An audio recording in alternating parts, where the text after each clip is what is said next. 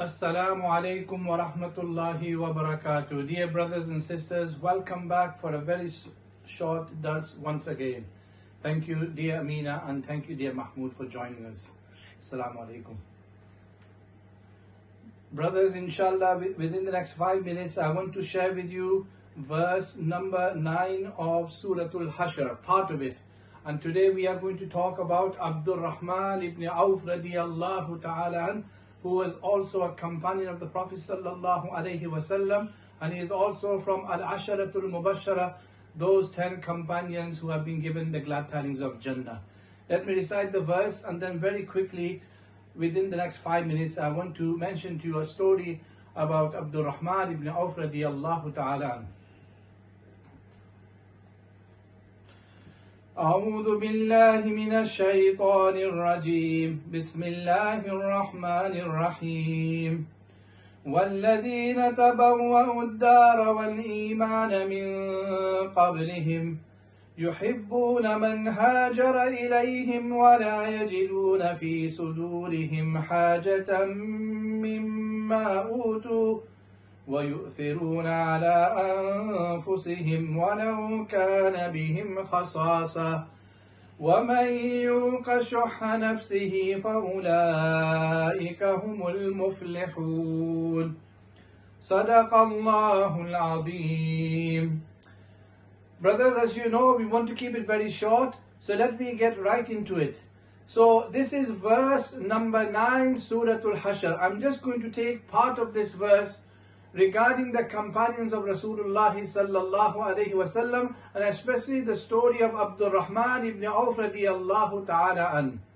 It is mentioned when Abdurrahmaan ibn Auf radiyallahu ta'ala an, when he arrived Madinatul Munawwara, Rasulullah sallallahu alaihi wasallam made him his brotherhood with a companion from the Ansar whose name was Sa'ad ibn Rabi or Rabia, something like this.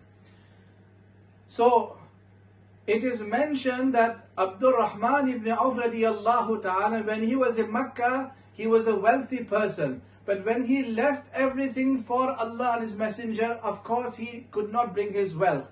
So when he arrived into Madinah Munawwara and Rasulullah sallallahu alaihi wasallam made his brotherhood, Islamic brotherhood, mu'akhat between him and Sa'ad ibn Rabi radiyallahu ta'ala, it is mentioned, look what the Quran says here.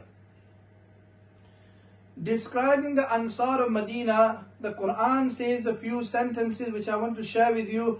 يُحِبُّونَ مَنْ هَاجَرَ إِلَيْهِمْ, that the Ansar, the companions of Rasulullah in Medina, love those who have migrated to them. What a quality.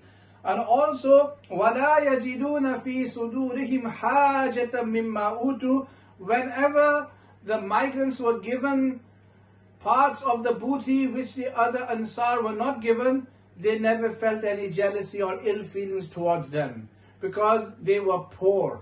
And look at this. وَيُؤْثِرُونَ عَلَىٰ أَنفُسِهِمْ وَلَوْ كَانَ بِهِمْ خَصَاصَةٌ.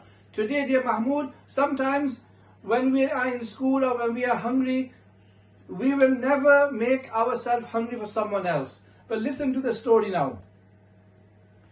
The story goes that Sa'ad ibn Rabi radiyallahu ta'ala, he says to Abdurrahmaan ibn Auf, he says, look Abdurrahmaan, you have no house, I've got a house which has two stories. You take one floor and I will take one floor. He says, I've got 2 wives, I will divorce one of them and you, after the iddah, you get married to one of them. Can you imagine? The companions used to sacrifice what they had and they used to share with everyone. But Abdurrahmaan ibn Auf says, no. He gives him dua. Barakallahu laka wa barakallahu fi malika wa ahlik. Something like this. He blesses his companion. He says, may Allah bless you. Then he says, Dullani ala suq. Just show me where the market is. Because he was a businessman. And he says, I will go to the market. I will make business. Anyway, what happens is that he makes business, he makes money, and sometime later Rasulullah sallallahu alaihi wasallam sees him and there's a mark of perfume on his shirt, you know. So Rasulullah sallallahu alaihi wasallam asked him, Oh Abdurrahmaan, what is this? So he said, I got married to an Ansari woman. And then Rasulullah asked him, what was the dowry? He said, I give her some amount of gold. Then Rasulullah sallallahu alaihi wasallam said this, and if you can say this with me, Awlim walau bishar. Oh Abdurrahmaan, make a walima. Whenever you get married, make a walima, even if it's just a sheep. So I'm going to stop here. My time is up. What we learn from this is the qualities of the companions. Now, an Imam has requested me in Dublin that he wants me to make a separate video just to mention how we can bring these qualities of the Sahaba into our lives. That will be the next video, just in 1 minute, inshallah. Thank you so much. Assalamu alaikum wa rahmatullahi wa barakatuh.